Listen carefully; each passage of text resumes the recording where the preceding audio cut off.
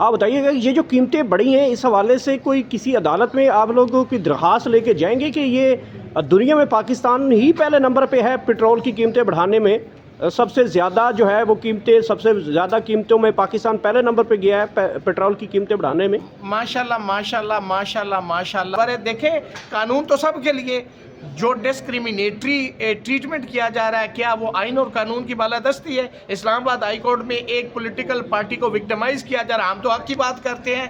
اگر آج ان کے ساتھ ظلم ہے کل ان کے ساتھ ہوگا۔ ہم تو آئین کی بات کرتے ہیں، اس ملک کے اندر آئین اور قانون کی بالادستی ہونی چاہیے۔ ریاست آزاد صاحب دوسری طرف اگر دیکھا جائے تو جو بھی آپ لوگ سڑکوں کے پہ آتے ہیں تو سیدھی فائرنگ ہو جاتی ہے۔ اب تو ایک جو ہے وہ آپ کے سامنے واقعات ہیں، ثانیہ مرید کے ہے، ڈی چوک ہے، اور گزشتہ جو یہاں پہ اسلام آباد میں،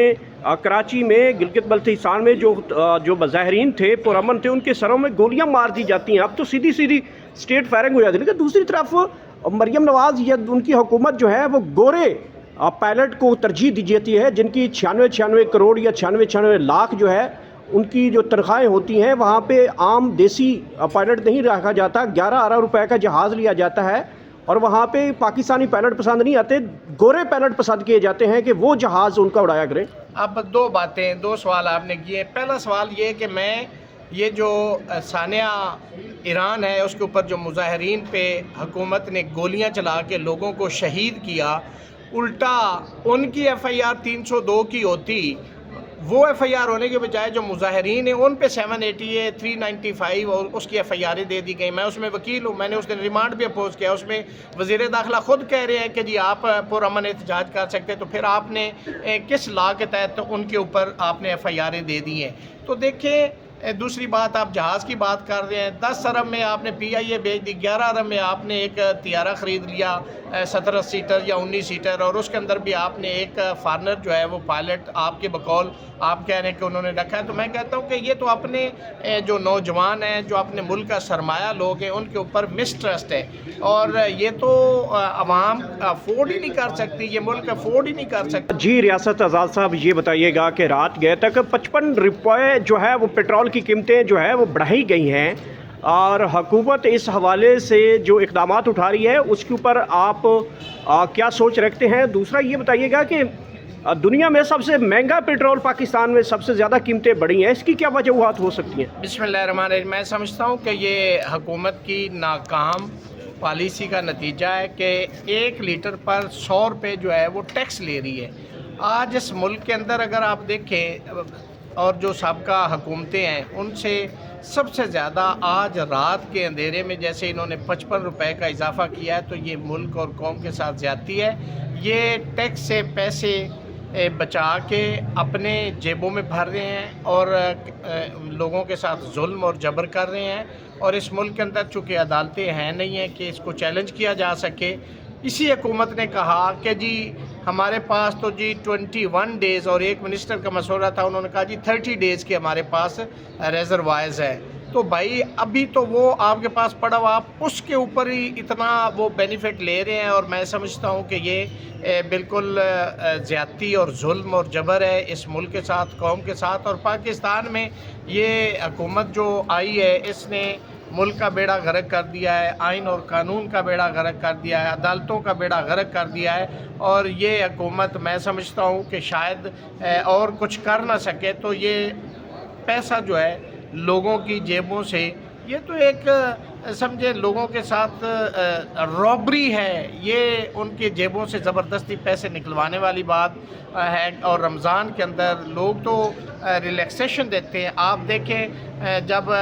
25 دسمبر آتا ہے تو وہاں کی جو یورپین یا یو کے ان کی حکومتیں لوگوں کو ریلیف دیتی ہیں، انہوں نے ماہ رمضان کے اندر لوگوں کے اوپر ظلم کا پہاڑ توڑ دیا ہے۔ لوگ بچوں کو روٹی نہیں دے پا رہے، لوگ بچوں کی فیسیں نہیں دے رہے، لوگ بجلی گیس کے بل نہیں دے پا رہے، تو ان کا دفتر جانا، میں کہتا ہوں کہ زندگیاں عذاب بنا دی ہیں اس حکومت نے، اور میں سمجھتا ہوں یہ حکومت مکمل طور پر فیل ہو گئی ہے، یہ ملک اور قوم کے بالکل قطعی طور پہ اس کے مفاد میں نہیں ہے۔ اچھا ریاست آزاد صاحب، آپ ہمیشہ پاکستانیوں کے لیے بڑے اچھے اقدامات کر رہے تھے، کرتے آئے ہیں، کر رہے ہیں۔ آپ بتائیے گا یہ جو قیمتیں بڑھی ہیں اس حوالے سے کوئی کسی عدالت میں آپ لوگوں کی درخواست لے کے جائیں گے کہ یہ دنیا میں پاکستان ہی پہلے نمبر پہ ہے پٹرول کی قیمتیں بڑھانے میں؟ سب سے زیادہ جو ہے وہ قیمتیں، سب سے زیادہ قیمتوں میں پاکستان پہلے نمبر پہ گیا ہے پٹرول کی قیمتیں بڑھانے میں۔ ماشاءاللہ ماشاءاللہ ماشاءاللہ ماشاءاللہ، معذرت کے ساتھ اس ملک کے اندر عدالتیں اور قانون اور آئین جو ہے وہ تو دفن ہو چکا ہے۔ آپ کس آئین اور قانون کی بات کر رہے ہیں؟ دیکھیں، اس حکومت کی یہ آپ بات کر رہے ہیں کہ جس حکومت نے ابھی یہ کہہ دیا ہے کہ راتوں رات جو نیب لاز ہیں ان کے اندر امینڈمنٹ کر کے، اس لیے کہ ایک عمران خان جس کے ساتھ ظلم اور جبر روا کیا جا رہا ہے، اس کی اپیل بھی سپریم کورٹ میں نہ جائے کہ جی وہ جائے گی اب آئینی کورٹ میں، اور آئینی کورٹ جو ہے فیڈرل کانسٹیٹیوشن کورٹ، اس کے اندر یہ بھی ریسٹرکٹڈ کر دیا ہے کہ وہ کورٹ بھی صرف یہ دیکھے گی کہ نیچے کے فیصلے میں کوئی کانسٹیٹیوشنل کوئی ایسا ارریگولیرٹی یا انلیگیلٹی ہے تو پھر باقی جو ایویڈنس ہے وہ تو ساری ارریلیونٹ ہو جائے گی، جو کنٹراڈکشنز ہوگی وہ ارریلیونٹ ہو جائے گی، ڈینٹ اینڈ ڈاؤٹ، اور میں سمجھتا ہوں کہ وہ بھی ارریلیونٹ ہو جائے گی۔ ان حالات میں آپ کہہ رہے ہیں کہ عدالتوں میں جائیں گے، کس عدالت میں جائیں گے؟ شرم آتی ہے اب یہ نام، اب یہ کہتے ہوئے بھی کہ اس ملک کے اندر کوئی عدالت ہے، اور آپ نے کہا کہ جی کس عدالت میں جائیں؟ کس عدالت میں لے کے جائیں؟ سپریم کورٹ آف پاکستان جس کے پاس کوئی اختیار نہیں، آئینی کورٹ کے اندر جو ٹھپے والی جوڈیشری ہے جو حکومتی فیصلوں کے اور ان کی منشا کے مطابق ان کے اوپر وہ فیصلے دے رہی ہے، اس عدالت کی بات کر رہے ہیں۔ ہائی کورٹ میں لے کے جائیں جس میں عمران خان کے کیسز فکس نہیں ہوتے، جو اس ملک کے اندر ظلم اور جبر ہے۔ دیکھیں، قانون تو سب کے لیے، جو ڈسکریمنیٹری ٹریٹمنٹ کیا جا رہا ہے کیا وہ آئین اور قانون کی بالادستی ہے؟ اسلام آباد ہائی کورٹ میں ایک پولیٹیکل پارٹی کو وکٹمائز کیا جا رہا ہے، ہم تو حق کی بات کرتے ہیں، اگر آج ان کے ساتھ ظلم ہے کل ان کے ساتھ ہوگا، ہم تو آئین کی بات کرتے ہیں، اس ملک کے اندر آئین اور قانون کی بالادستی ہونی چاہیے۔ ریاست آزاد صاحب، دوسری طرف اگر دیکھا جائے تو جو بھی آپ لوگ سڑکوں کے پہ آتے ہیں تو سیدھی فائرنگ ہو جاتی ہے۔ اب تو ایک جو ہے وہ آپ کے سامنے واقعات ہیں، ثانیہ مرید کے ہے، ڈی چوک ہے، اور گزشتہ جو یہاں پہ اسلام آباد میں، کراچی میں، گلگت بلتستان میں جو مظاہرین تھے پرامن تھے ان کے سروں میں گولیاں مار دی جاتی ہیں۔ اب تو سیدھی اسٹیٹ فائرنگ ہو جاتی ہے۔ لیکن دوسری طرف مریم نواز یا ان کی حکومت جو ہے وہ گورے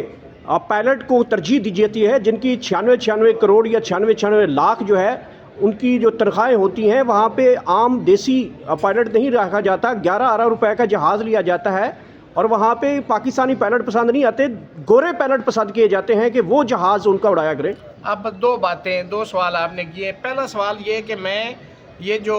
ثانیہ ایران ہے اس کے اوپر جو مظاہرین پہ حکومت نے گولیاں چلا کے لوگوں کو شہید کیا،